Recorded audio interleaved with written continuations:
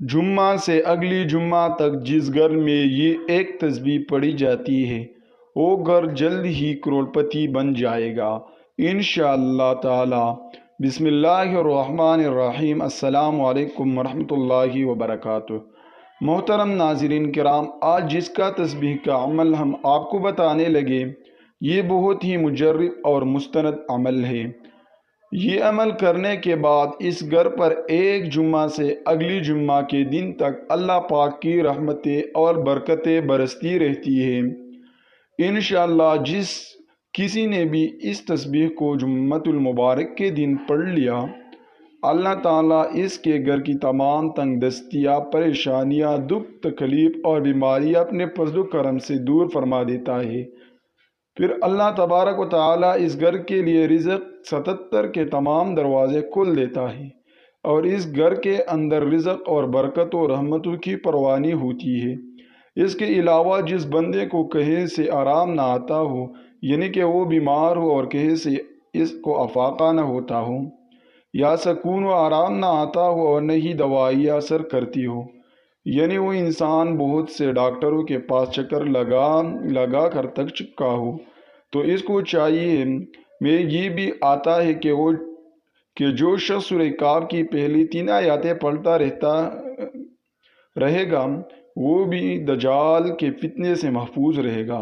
مسلم، ترمذی، مشکوٰۃ شریف کا حدیث ہے۔ محترم ناظرین کرام، جو کوئی بھی دنیا میں اس تسبیح کو پڑھاتا ہے تو اللہ تعالیٰ اپنے فضل و کرم سے اس انسان سے ہر مصیبت، ہر دکھ درد دور فرما دیتا ہے، اور اس کی جگہ اس انسان کے گھر میں بیٹی ہے اور ان کے رشتے کے مسائل ہے، یا ان کا کسی اچھے جگہ رشتہ نہیں ہو رہا اور آپ چاہتے ہیں کہ کسی مناسب جگہ بیٹی کا رشتہ طے ہو جائے، تو آپ بھی یہ عمل کیجیے۔ انشاءاللہ تعالی اللہ پاک کے فضل و کرم سے یہ مسائل حل ہو جائیں گے۔ آج کا عمل نہایت ہی آسان ہے اور نہایت ہی مستند و مجرب ہے۔ آج کا عمل بھی اس طرح ہے جس طرح جمعہ کا دن اپنی بڑی فضیلت، اہمیت اور شان رکھتا ہے، اس طرح یہ عمل بھی بڑی فضیلت، عظمت اور اعلیٰ شان والا ہے، کیونکہ جمعہ کے دن جو شخص غسل کرتا ہے، خوشبو لگاتا ہے، اچھی خوبصورت اور صاف ستھرے کپڑے پہنتا ہے، اپنے ناخن تراشتا ہے، اللہ تعالیٰ یہ تمام کام کرنے پر بھی اس انسان کو اجر عطا فرماتا ہے۔ تو پھر آپ ہی اندازہ لگائے کہ یہ دن کتنی بڑی فضیلت، شان اور نہایت ہی عظمت والا ہے۔ حضرت سلمان فارسی رضی اللہ تعالیٰ عنہ سے روایت ہے کہ حضور نبی کریم صلی اللہ علیہ وسلم نے ارشاد فرمایا کہ جو آدمی جمعہ کے دن غسل کرے اور جہاں تک ہو سکے صفائی پاکیزگی کا اہتمام کرے، جو تیل خوشبو اس کے گھر میں ہو اسے لگائے، پھر وہ گھر سے نماز کے لیے جائے اور مسجد پہنچ کر اس کی احتیاط کرے کہ جو آدمی پہلے سے ساتھ بیٹھے وہ ان کے درمیان نہ بیٹھے، پھر جو نماز یعنی سنن و نوافل کی جتنی رکعتیں اس کے لیے مقدر ہو وہ پڑھی، پھر جب امام خطبہ دے تو توجہ و خاموشی کے ساتھ اس کو سنے، تو اللہ تعالیٰ کی طرف سے اس جمعہ اور گزشتہ جمعہ کے درمیان کے اس کی گناہ بخش دیے جائیں گے۔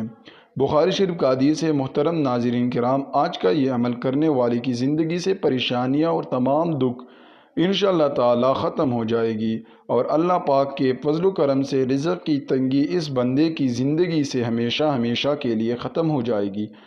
ہر آنے والے مشکل اس بندے کی دور ہو جائیں گی، ہر مسئلے اس کا حل ہو جائے گا۔ یہ عمل نہایت ہی آسان ہے، اس عمل کو بچہ بھی کر سکتا ہے، بوڑھا بھی کر سکتا ہے، جوان بھی کر سکتا ہے، کسی بھی عمر کی کوئی بھی لڑکی یا عورت بآسانی یہ عمل کر سکتی ہے، مرد بھی کر سکتی ہیں، میری مائی بہنیں بھی کر سکتی ہیں، لیکن خواتین اپنے مخصوص دنوں میں اس عمل کو نہ کریں۔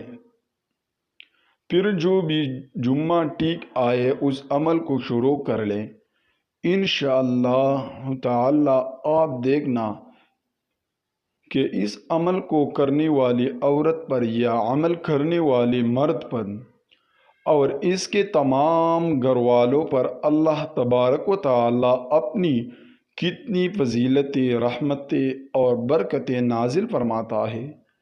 محترم ناظرین کرام، آپ اس عمل کو جمعہ والے دن کسی بھی وقت کر سکتے ہیں، لیکن جمعہ کی نماز کے بعد کا وقت سب سے بہتر ہے۔ اگر آپ اس وقت مصروف ہیں اور اس وقت نہیں کر سکتے تو جمعہ کی نماز کے بعد سے لے کر آپ مغرب تک کسی بھی وقت بآسانی اس عمل کو کر سکتے ہیں۔ اگر آپ جمعہ کی نماز سے لے کر عصر کے وقت تک کریں گے تو سب سے پہلے 2 رکعت نماز نفل صلاۃ الحاجات پڑھیں، اور اگر عصر کے بعد کریں گے تو اس وقت نفل کا ٹائم نہیں ہوتا، اس لیے آپ فرض نماز جس جگہ ادا کریں گے اس جگہ پر نہ بیٹھ جانا ہے۔ مرد تو مسجد میں ہی کریں، لیکن خواتین اپنے گھر میں ہی جس جگہ پر وہ نماز ادا کریں گی اس جگہ پر بیٹھے بیٹھے ہی انہوں نے اس عمل کو کرنا ہے۔ پہلے اپنے مقصد کا مکمل تصور کریں، یعنی جو بھی آپ کی حاجات ہے یا جو بھی آپ کا مقصد ہے اس کو اپنی ذہن میں رکھتے ہوئے آپ نے اس عمل کو کامل یقین کے ساتھ شروع کر دینا ہے، اور آپ نے پڑھنے کے دوران بھی مکمل دھیان، توجہ اور یکسوئی کے ساتھ اپنی مطلوبہ مقصد بار بار ذہن میں گھماتے رہے۔ کہیں یہ نہ ہو کہ آپ عمل تو اپنے کسی دوسرے مقصد کے حصول کے لیے کر رہے ہو، لیکن آپ کے روشن دماغ کے اندر کسی دوسرے مقصد کا سین چل رہا ہو۔ اگر ایسے صورتحال درپیش ہوگی تو پھر آپ کا کیا گیا یہ عمل آپ کو اس قدر فائدہ اور برکت نہیں دے گا، لیکن پھر بھی پڑھنے پر اجر و ثواب تو ملے گا۔ آپ اس عمل کو کرنے سے پہلے 3 مرتبہ اعوذ باللہ من الشیطان الرجیم پڑھ لے، پھر 3 مرتبہ بسم اللہ الرحمن الرحیم پڑھ لے۔ اس کے بعد 7 مرتبہ درود ابراہیمی پڑھیں۔ 1 مرتبہ درود ابراہیمی میرے ساتھ بھی دہرا لیے۔ اللہم صلی علی محمد وعلی آل محمد کما صلیت علی ابراہیم وعلی آل ابراہیم انک حمید مجید۔ پھر آپ 21 مرتبہ لا حول ولا قوت الا باللہ العلی العظیم پڑھیں۔ اس کے بعد آپ نے یہ 360 مرتبہ ایک آیات لا حول ولا قوت الا باللہ العلی العظیم کا ایک آیات 360 مرتبہ پڑھنی ہے۔ پھر لا الہ الا انت سبحانک انی کنت من الظالمین۔ اس کے بعد 7 مرتبہ دوبارہ درود ابراہیمی پڑھے۔ اس کے بعد دعا مانگے۔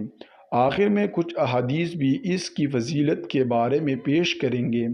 انشاءاللہ آج تک جس نے بھی اسے پڑھا ہے الحمدللہ اللہ تعالیٰ نے اتنی وسعت اور برکت پیدا فرمائی ہے کہ کبھی زندگی بھر اس بندے کو کسی انسان کے سامنے ہاتھ نہیں پھیلانا پڑا۔ آپ جمعۃ المبارک کے دن نماز کے بعد اس جگہ پر بیٹھے بیٹھے اس عمل کو شروع کریں۔ آپ اس عمل کو ہر جمعہ مستقل پڑھتے رہیں، انشاءاللہ تعالی ساری زندگی خوشحال رہیں گی۔ نمبر 1، صحیح حدیث میں ہے کہ جو مسلمان بندہ کسی بھی مقصد کے لیے اس کے ساتھ دعا کرے گا تو اس کی دعا قبول ہوگی۔